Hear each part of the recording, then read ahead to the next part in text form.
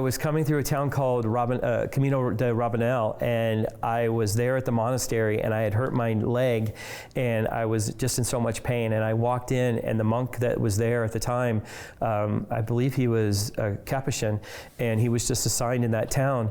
He came in and he just prayed with me, and it was just like all the worry and all the fear and all the anxiety of being hurt and trying to walk every day that you have to get from point A to point B just kind of went away. And that was really the moment where I realized that I'm on the right path, right? And the moment where I felt God's grace upon me and just being able to say, you can do this. Just like St. James asked for Mary, right? Yeah. You have to have strength to walk this, even for a short period of time.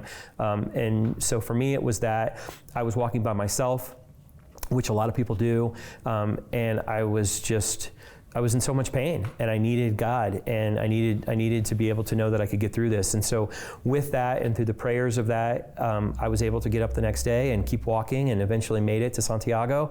And then I think the biggest thing is when I got to Santiago, and the bishop, who I've met now many, many times of Santiago, he was recently just ordained as the bishop that year.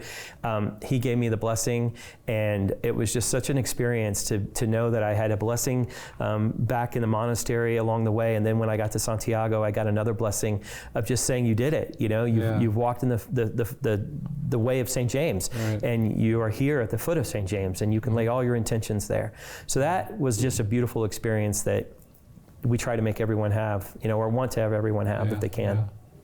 But you didn't feel that call to join the Benedictines? No, I walked away from it. I think you just kept walking. I just kept walking in a different way, and so now I'm walking in a different way, and I'm walking through the diaconate, and so hopefully, and you're married now. And I'm married, and so now hopefully, God willing, I'll make it through the diaconate, and the vocation of the diaconate will be on the Camino, and I think that's kind of where I see this, is that you know, God's vocation is always about calling us to be better, right, and to seek Him, and so by having people come on the Camino, and by being through the diaconate formation and going through the class that we're going through, and just trying to get people to be more grounded, right, in their faith and in their love for Christ, and for Christ to just allow Him to transform us, is really where that vocation lies now.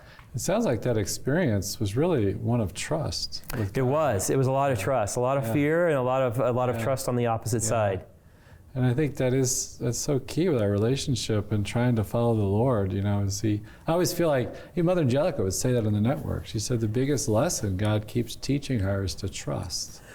And, so I think that's something for all of us. What about the aspect of just walking itself? They have all these churches along the way, but how about what happens during the walk? You have times where you talk to people, meet all kinds of new, interesting people, but also times of silence and walking. Yeah, a traditional day for us with our group, and whether it's with the seminarians or whether it's with our lay people, is having time to pray and going to Mass. We set aside silent time, some contemplative time that we all need, right, to just be silent and to just walk along the way and to pray or to think about whatever it is. And then we'll do the Divine Mercy Chaplet.